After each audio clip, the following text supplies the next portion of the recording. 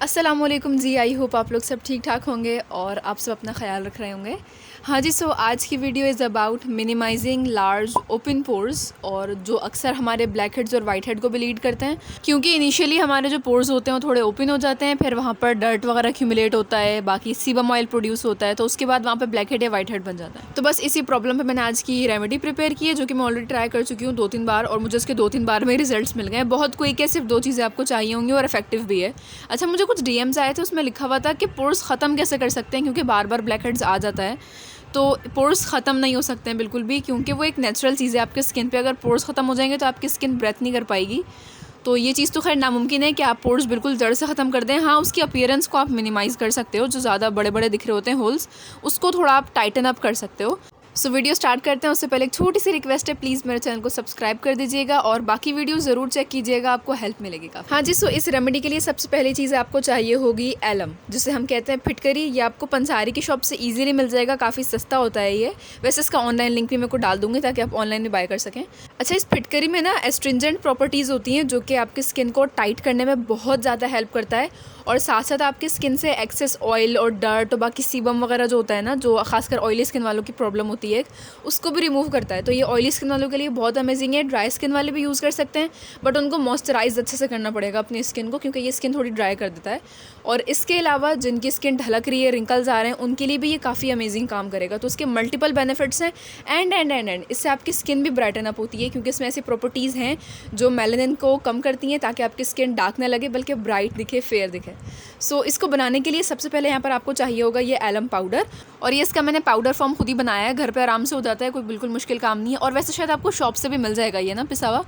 अच्छा, इसके अलावा हमको चाहिए होगा हमारा सेकंड और लास्ट इंग्रेडिएंट, एलोवेरा जेल।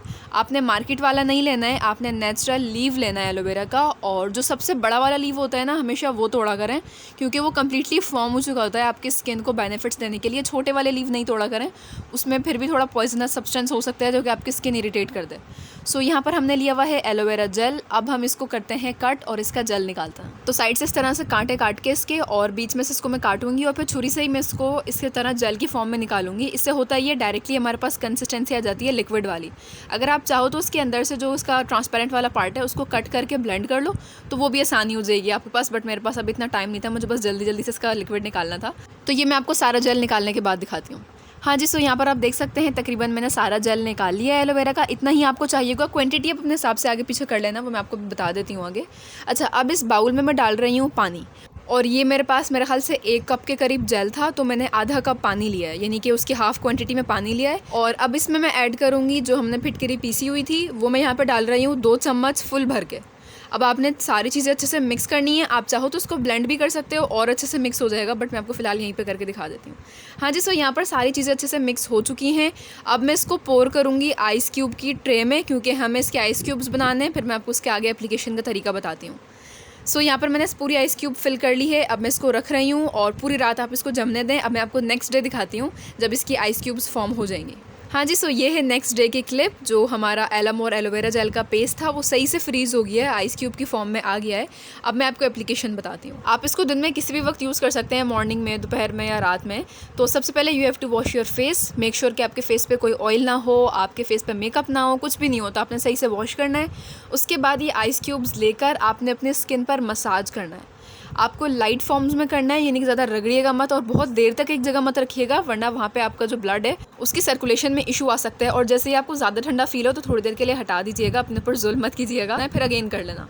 तो ये आपने तकरीबन करना है 1 से 1.5 मिनट, या अगर आप बर्दाश्त कर सकते हैं तो 2 मिनट तक। बीच में ब्रेक्स आप ले सकते हो, कोई इशू नहीं है उसके।